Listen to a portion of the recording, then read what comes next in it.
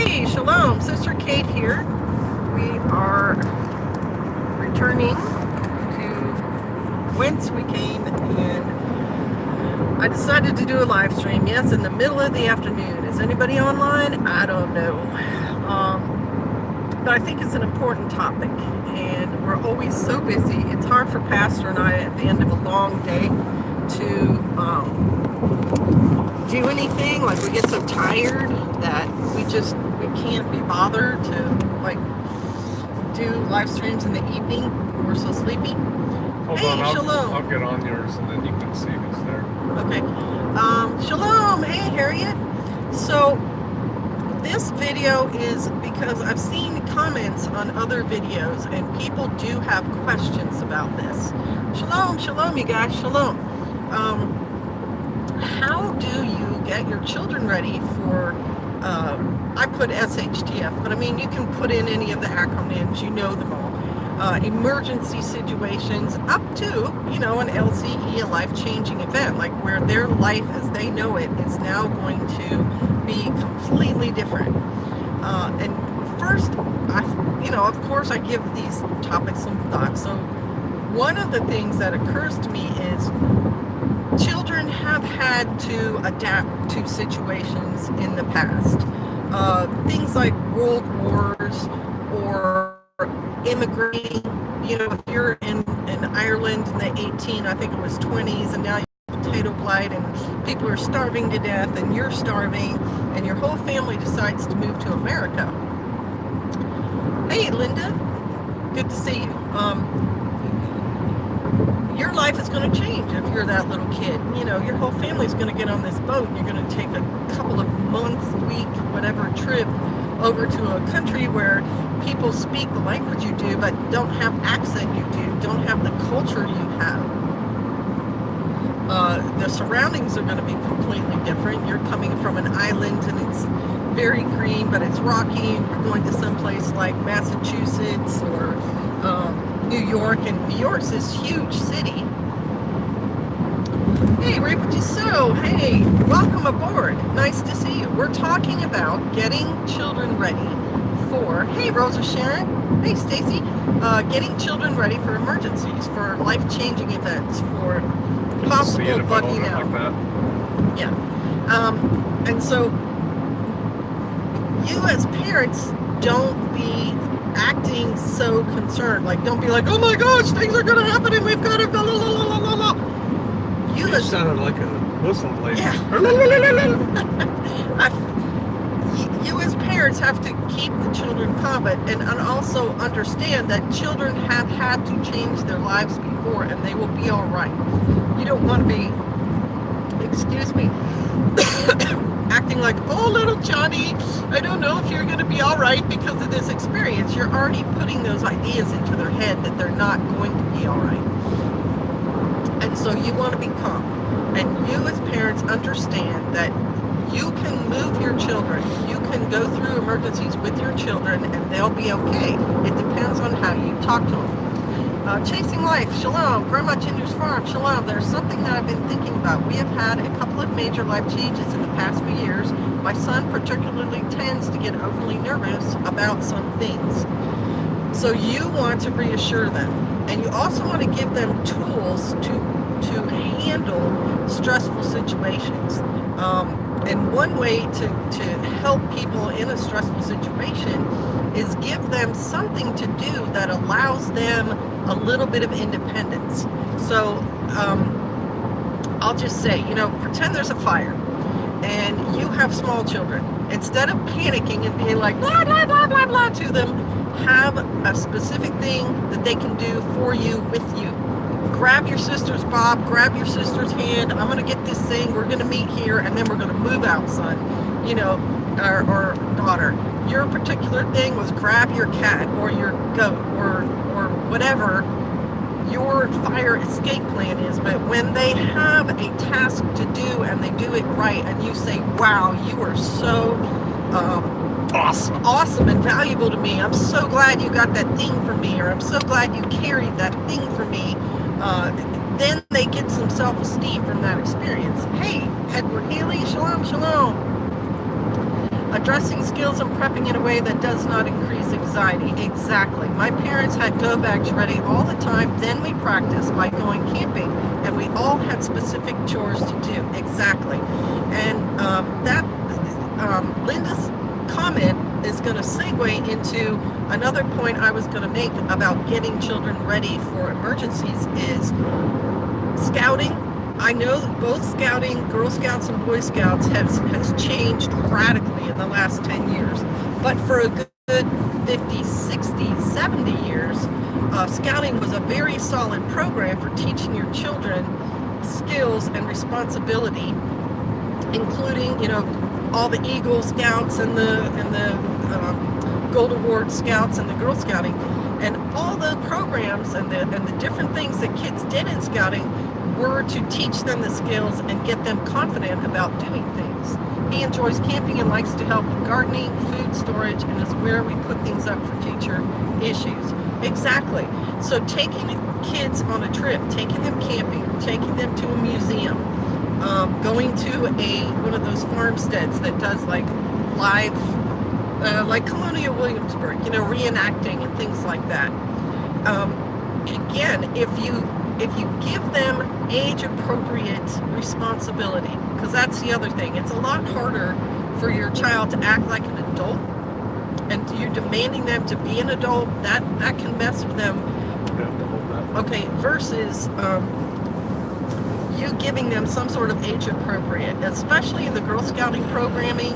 There were Daisy Scouts and Brownie Scouts and Junior Scouts, and the Daisy Scouts did not do the same thing as the older Scouts. It was a slow build-up. So instead of saying, to your 5-year-old, we're going to go camping tomorrow, this is it, you get them used to it by saying, all right, we bought you a sleeping bag, and you're going to try sleeping in it. And then we're all going to sleep together in the living room, and we're going to practice putting up our tent there, and we're going to stay there, and then you move it outside.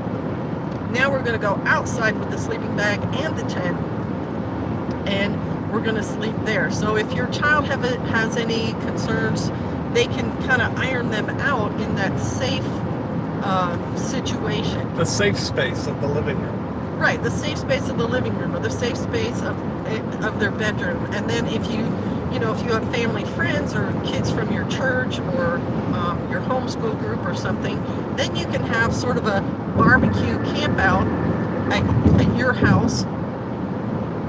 So then they get used to being there with other kids, not just the family members. Now, I'm not saying in a bug out situation that's as important, but it could be. If you're part of a MAG or a group or a community, then your children would want to feel comfortable in that group setting also. Excuse me. And some of the things that kids worry about, think about, etc., are the animals that are going to be out there, but also going to the bathroom. And I know that sounds really silly, but some people really have issues about that.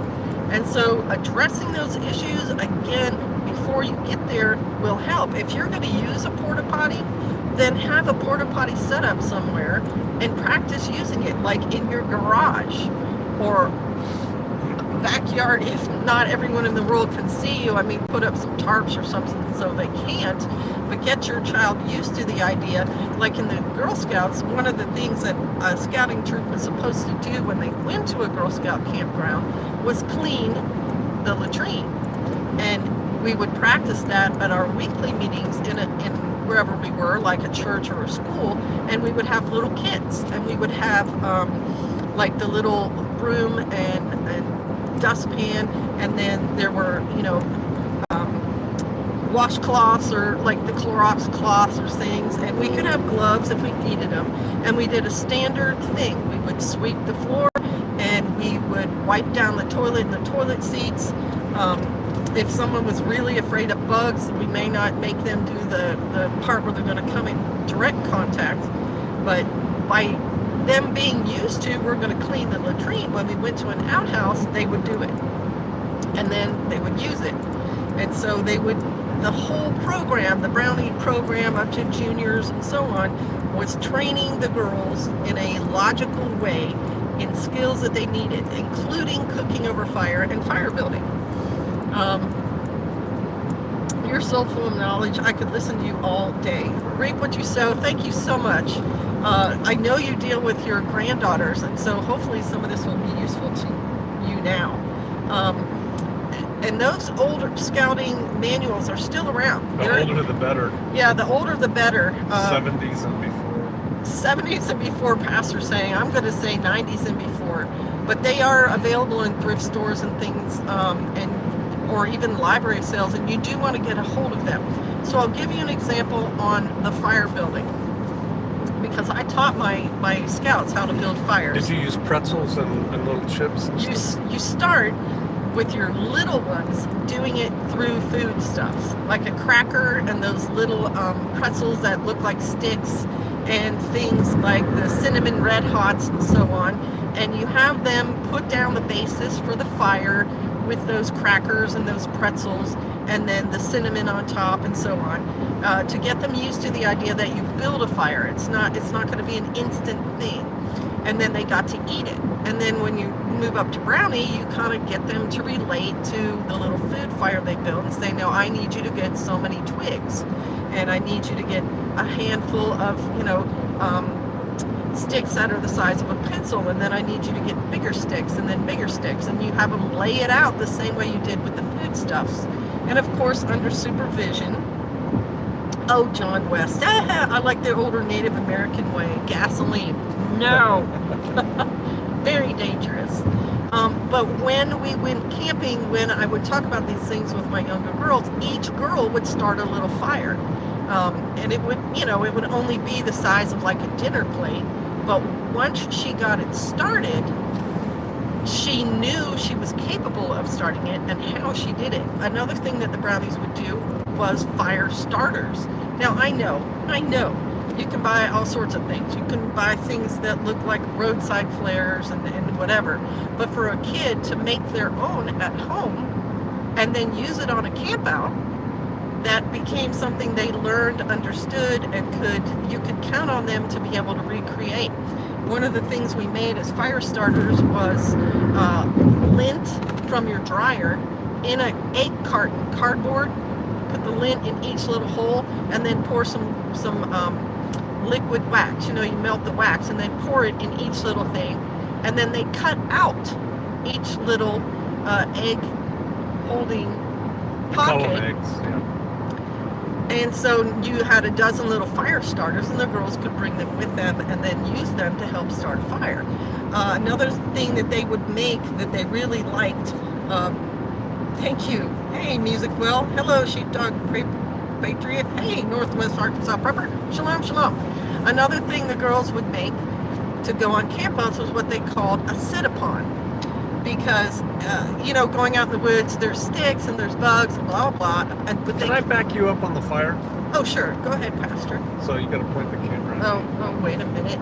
Technical difficulties. There he is. So I just want to give my wife kudos. She had me one time go down and clear an area in our woods for the Girl Scouts at whatever level they were to come build fires.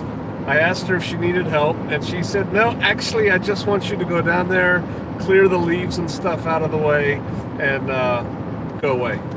She had those girls come. Each girl built her own little fire.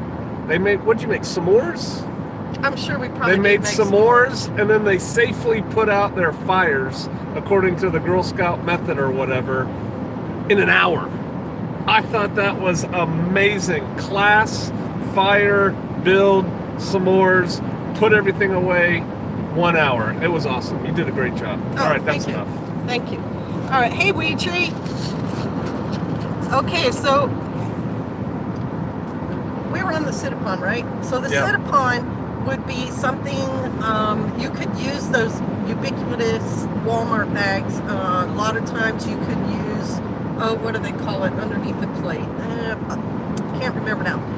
Bits Placemat? Placemat. You guys used to cut up tablecloths. Right. You could take a vinyl tablecloth and cut it into squares approximately a foot by a foot. And then use something like yarn or string and a big old needle and have them sew the edges of it all the way around, and you stuff those plastic bags in the middle. So now you have a plastic square, approximately a foot with plastic in the middle, and they sew the sides very simply, tie it in a knot, and then have like a little bit of string so they can carry it. And that becomes their own sit-upon. And so if we go out in the woods and they don't want to sit directly down on the ground or in dirt or whatever, they can put their sit-upon down. And because it's made of plastic things, it's kind of water resistant. So if the ground is wet, they can put the sit-upon down and sit on that. What else? Crafts. And then you would do different crafts. So then the crafts sometimes would relate to going camping as well. Another thing is cooking. Girl Scouts have a whole cookbook on easy to make fast foods that you can cook over a fire. And it's a perfect thing for a child to know, okay, when we go camping this weekend, we're going to make these following foods. One of the things they made, took a Pringle can. That was cool. And you put like a bamboo skewer through the middle, and you put a hot dog on it. And you set that so the sun, it shines on that. You cut out little windows. Yeah, you cut out like a little door, and it flipped up, and you aimed the whole thing at the sun, and the Pringles can would warm the hot dog, because hot dogs are already cooked. I don't know if you all know that, but everything in there's already cooked. You can eat them cold. But this allowed the girls to make their own hot dogs. They also had, what else did we make? Pizzas. You get those sandwich clamps that they sell at Walmart, and you can put 2 pieces of bread and like some cheese in the middle, put that over fire, and it makes you a grilled cheese. Well, the Girl Scouts also had a way of doing that where you did pizza. You put like the bread and then the tomato sauce and some cheese and some toppings and another piece of bread, and then cook that in the fire. And the girls loved doing that, and most of the things were simple enough that the girls could be involved. Something else, they had sort of like a chili hamburger deal. Well, if you have each girl bring a can of something, a can of corn, a can of tomato sauce, one girl brings a can of beans, one other girl brings some cooked hamburger, put it all in a pot, and they warm it up and eat it, it leaves a lasting impression with them. And one other things that the Girl Scouts did that I thought was a really good training for future is how they did tossing tomahawks. No. Washing the dishes after they ate. Yeah, because, 3-pot. Right, each girl was supposed to have her own cook set and her own eating set, and they were to be plastic. Now, if your girls don't have a lot of money, they would bring paper plates, and then you could burn the paper plates. But most of the girls could get at least a plastic plate, knife, fork, spoon, and a cup. And they have 3 bins. You get 3 wash bins. And this is all in my book. Oh, I'm sorry, that's right. Pastor has a book that has a lot of these tips in it, and it is called Survivalist Family, Prepared Americans for a Strong America. Available at Barnes & Noble, Amazon, and fine bookstores everywhere. Yes. These tips are in his book. It's a really good way to get all sorts of prepping information in one location. All right, so back to the wash system. The first part of the wash system would be your wash water. The second bin would be the rinse water, but then there would be a third bin that was a little bit of bleach in water, and so you would, before you even washed, you wiped everything off with paper towels, which you could burn, and then you wash and rinse, and then do the bleach rinse just in case. And then each girl also had a net bag that was hers. It could be, a clothing bag. It could be for washing, what am I trying to say? Laundry bag? Yeah, like a little laundry bag. And she puts all of her stuff in that bag, and then we would always hang up a line, and they would hang their dishes on that line in that bag to dry. And so they would have everything neatly stored, ready to go, and they could just go untie their bag. And you showed them a lark's head knot. That was another thing Girl Scouts taught, was basic knots. You showed them a lark's head knot so they could put their bag up there and then take it down really easily without having to do like a granny pull it apart thing. Just flip it on there, flip it off, and it worked great. So if you're getting your children ready for an emergency situation, You want to have things very organized for them. You want to have it in some sort of bag or kit or something, whatever it is you want them to have. Their food stuff. Pastor used to teach a child's survival safety kind of class where just a big plastic bag is your raincoat. Now, I'm not saying everyone has to do that for their children. You probably have raincoats for your children, but you would have all the things ready.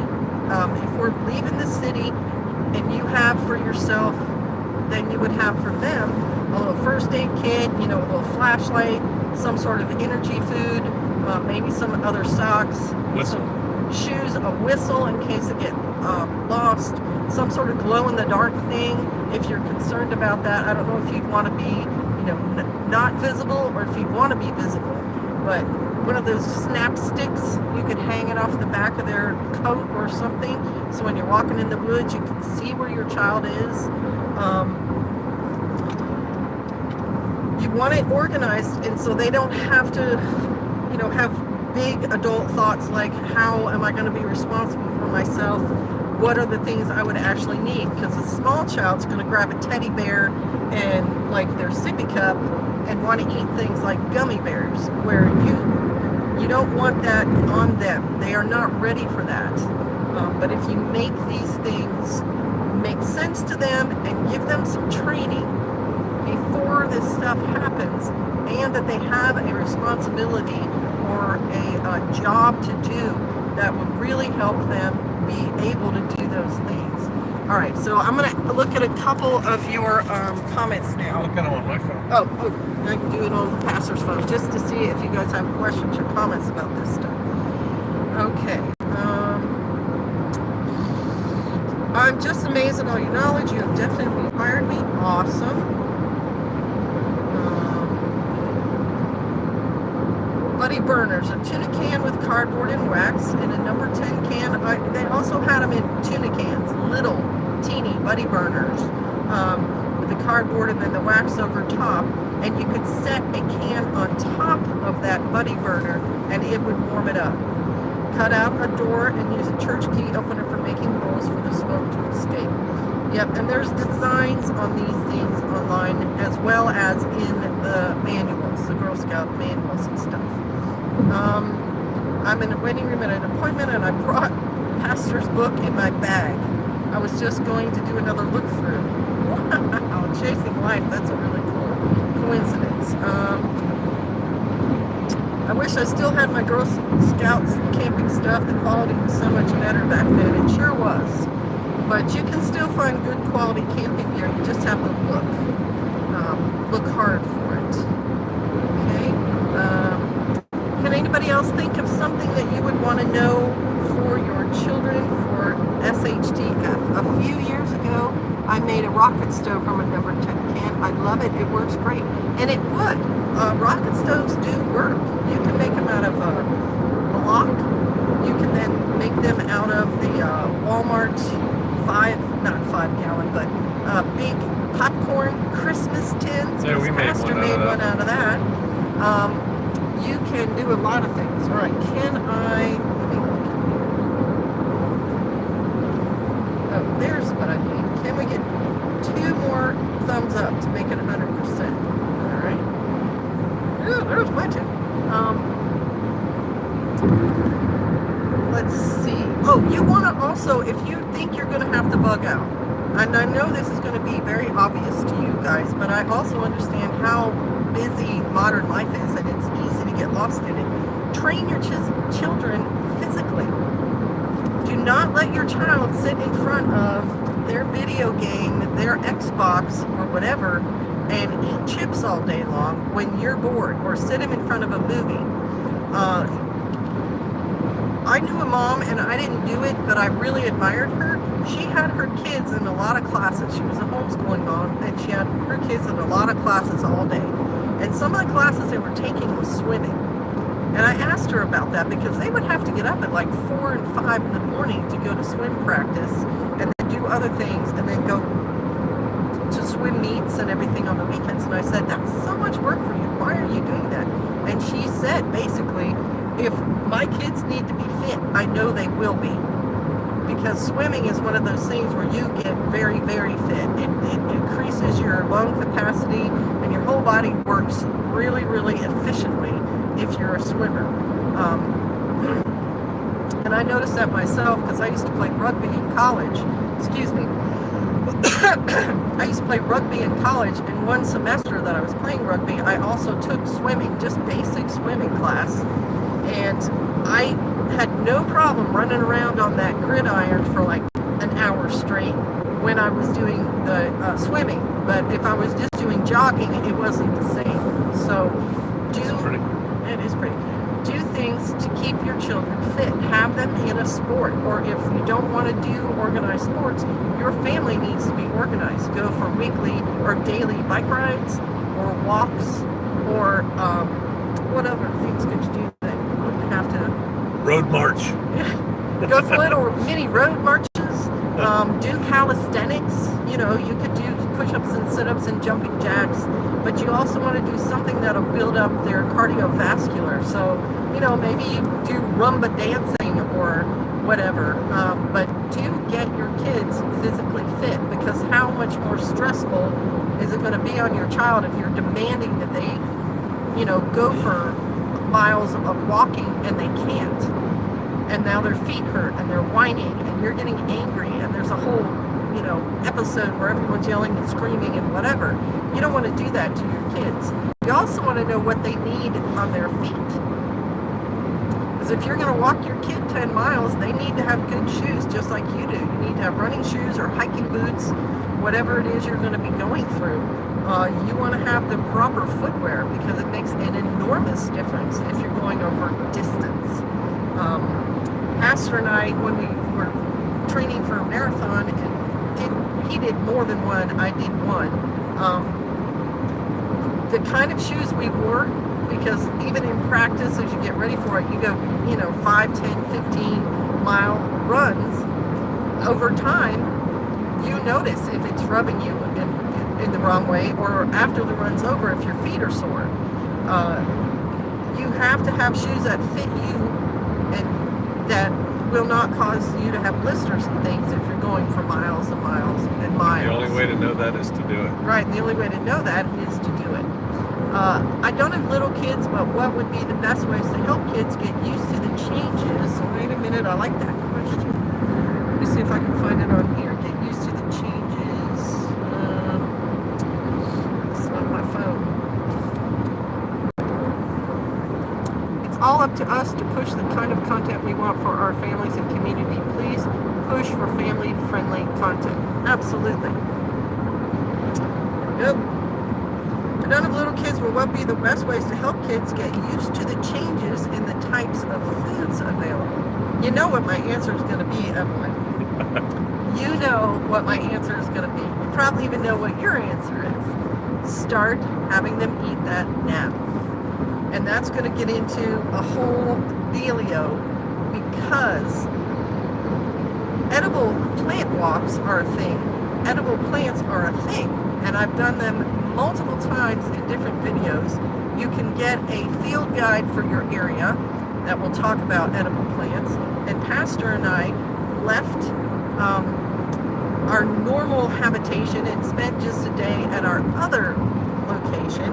And in the front yard of that place were all those wild edibles that I have been allowing to grow and identifying and eating. As a matter of fact, I brought some with me because we're going to be eating on the road. It's so hard to find food at fast food places when you're doing unleavened bread. So I knew we were going to be eating munchy stuff, so I brought some with me. Seriously. I have the henbit. There's just a little teeny leaf of it right there, but I have more. I have the curly dock, which is in abundance at that other location, but I have seen this curly dock everywhere, even in cities, in the, what do you call it? Abandoned Medians. lots, and in the medians, and in the curbs. This curly dock grows everywhere. You planted it at Shofar Mountain. I took some down to Shofar to make sure I took the seeds down. And I also have dandelion greens. It doesn't look great because I had it stuffed in a bag, but there was dandelion there, and so I picked this and I ate it. today for lunch while we were traveling. If you pick these things and eat them now, your children will be used to it, and they will be the ones when you're walking along. Oh, look, I found some of this. Exactly. When you're walking along the side of the road or you're on your trail, whatever overland route you're going to do, your little kid is going to be like, Mommy, there's a dandelion. I can eat that. Another plant that my kids love to identify and eat even now is the sorrel. We call it lemon sorrel. It looks like clover, but the leaves are much more uniformly light green, and they're heart-shaped, right? Yeah, they're heart-shaped, and they have a little yellow flower. Sometimes it's in a pod, and then it's little yellow flower. The whole thing is edible, and it tastes like lemon. And my kids still, even though they're in their 20s and 30s, love to identify that and eat it when it comes out in the springtime. So that would mean the herbal side learning herbs would be fantastic for parents that have a huge focus on helping kids learn herbs. Exactly. And you can eat this stuff. I mean, it's got lots of nutrition. You're not going to get constipated while you're eating it, which you can do if all you did was eat nuts the whole time. It's going to give you nutrients that you need while you're on your journey. It's just a really good idea. And I think you should expose your kids to lots of different foods all the time. Take them to eat at different restaurants, make different food at home. Don't just get stuck in your same seven meals. You don't want to be stuck in what your children eat anyway. You don't want to just eat hot dogs and corn every single day. You want to expose them to those things, and you want to do it in a way that's not like you have to eat this. But guess what we're going to get to try tonight? Indian food. Right? Yes. We're going to try curry for the first time. And guess what? This is hard-boiled egg curry. Isn't that a funny thing? Let's try it and see how it does. You can even make them their own little small spice pack. Salt and pepper and, whatever else they really, really like. Garlic and so on. This time of year, there's also wild onions and wild garlic up. In some people's yards, they have tons of that. When you can smell it when you mow the grass. Some good old haggis and tripe. Yummy. No, thank you. Today we're having haggis? Yes, no, thank you. Shoes are so important. Now, our long hikes don't stand up to a basic cross-training shoe. We are looking for good combat boots. Although there are no surplus stores here. You can probably find them online though, right? Yeah, that's where I get mine. What Sportsman's Guide is a good place to get used combat boots, right? You don't want to get used boots. No? You want to get them new? Yeah. Okay, and then you want to get them to fit your feet. But people are hiking the Appalachian Trail, the Continental Divide Trail and all that. They're hiking that in tennis shoes, in cross-country running type shoes, like trail running shoes. And Special Operations is wearing either trail running shoes or little trail running booties now. They're not really into the big boots unless they're going through broken concrete and stuff. Something to think about. Okay, so I don't know if you guys heard what Pastor said, but he said that Special Operations is now doing a much more lightweight boot, and people who run the Appalachian Trail, which is 1,000 miles plus long, are also wearing trail shoes, which are running shoes. Yeah, Trail runners. So these are things you're going to want to look in. All right, greetings from England. I have 2 young girls, and this year is my first to grow my own food. Got the kids involved too, and they are loving it. Absolutely. That's another way to get your kids interested in the more natural living and the alternative foods besides just fried stuff, is to have them help you in the garden. Have them plant things. Have them plant carrots. I think there's a pretty good bushcraft movement in England too. Right? And I know that the Girl Scouts there is called Girl Guides. I don't know if it's the same program anymore that it was when I was a Girl Scout leader, 20 years ago. But Girl Guides, they had very much, they would go on trips and hikes and camping and everything too. So it's something to get them used to. What were we talking about? Oh, have your kids help you in the garden. They're not as excited about pulling weeds, but they are very excited about helping you get things that they can eat right out of the garden. Yeah. Get the produce. Like our daughters, we couldn't put peas in the freezer at our place. We couldn't put them in a bowl on the table. Couldn't even get more than a couple of them for ourselves, because our daughters, once they knew the peas were in and up and producing, would eat all the peas off the vines before they even got in the door. Remember that kid was sitting at a strawberry patch eating all her strawberries? Yeah, we had someone come visit, and our strawberry patch is easily accessible, and the strawberries were ripe. And this kid, I don't even remember whose child it was, didn't even try to interact with anybody. It was our next door neighbor in Spanaway.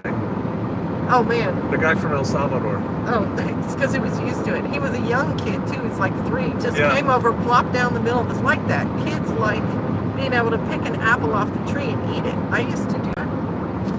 I used to have an old farmer friend who had old style varieties.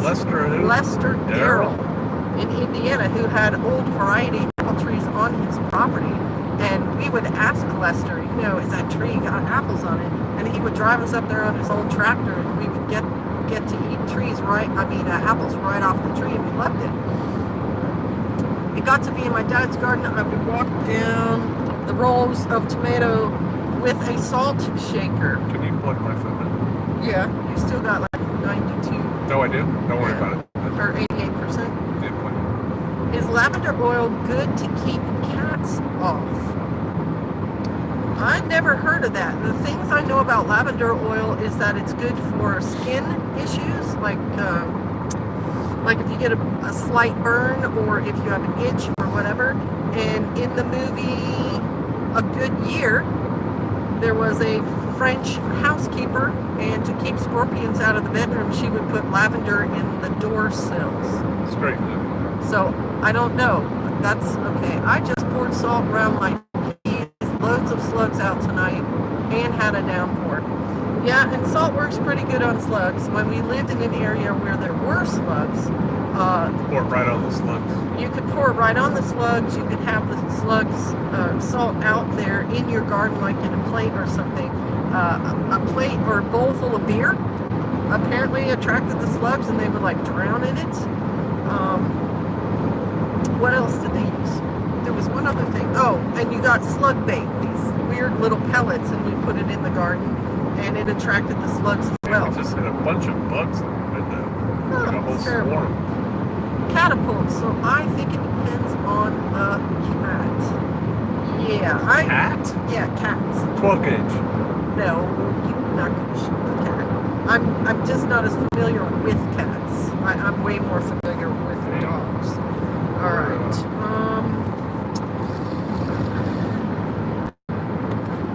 Both of them like oils. It was nice chatting, learning from everyone. I have to run to go feed animals and finish cooking. Yeah, it is that time.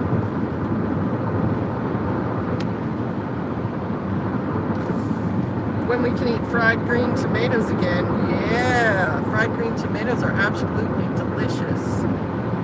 Okay. All right. So we've talked about getting your kids ready by starting them out and doing things step by step. Doing things, having them pack something in their own little bag that they're going to carry. We have a kids open class and farm day here every June. I open the communication, teach sustainable gardening and so on. That's another really good way to get your kids ready for eating foods on the side of the road, is to have them practice that now. You want to make sure your kids have a responsibility in the whole, if you're leaving, if you're doing an exodus, what job do they have, and make it age appropriate. Not you're going to grab a rifle and put down covering fire for the whole column. Not for your 5 and 6 and 7-year-olds. And have everything organized for them. They should have a kit. They shouldn't have to stuff everything in their pillowcase, although that would work too. Hey, flatbed trucker, shalom. Okay, does anyone have any other kid kind of questions as far as emergencies? Please tell Pastor Joe we have a 2.5 called Bobtail Rescue Kitten. I'll send him to you all once it's weaned. No, thank you. No, thank you. We really do you see these large dogs behind us? They love cat. Yeah, we have to be very very conscious of animals that get exposed to these guys. Oh, That's why I said I'm going. well, you didn't tell me. You You didn't tell me that's why. I thought you were just saying I'm going because I'm going. The original Iron Grace. Shalom. Hello. Does anyone have any other questions or comments about getting your kids ready for emergencies? If your kids are a little bit older, let's say preteen to mid-teen, look at first aid classes and Red Cross classes for them. I learned first aid in Cub Scouts about 10. 10. So, Yeah, like Weeblos. Yeah, 10-ish. I watched Pastor Joe and just found you finally. Hey, well, shalom. Welcome. The Red Cross also has classes that are specifically for babysitters and for people who want to become babysitters. They have them do the what do you call it? Baby CPR. Baby CPR. They teach them about calling 911. They teach them about the kind of things that they would probably be doing when they were babysitting, like if the children are asleep, maybe wash the dishes or tidy up the house while you're there. It's just some really good training, and our daughters went through it. So check with your Red Cross, your local Red Cross, for basic first aids and the babysitter's class. Also, who runs the swim classes? Doesn't Red Cross? Red Cross also runs swimming classes. We'll have them at local pools for basic swimming and advanced swimming, and then Junior lifeguard and lifeguard and WSI. Right, get into junior lifeguarding and lifeguarding and water safety instructor classes, and they build one upon each other. So if they start doing the basic swimming, as they get older, they can advance up to things like the junior life saving. And being a lifeguard for summertime is a pretty good summer job. Did it for 5 years. Right? I mean, it's a lot of responsibility because they're looking out. I mean, we had our friend's daughter was a lifeguard, local, was a big pool, one of those things that has like the slides and the little fountains and everything in it. And she actually had to do CPR on a child. The child was in the pool. I think they went in and get the child, take the valuable skill. Saved several lives whilst a lifeguard at a 8 capacity fun pool supervisor.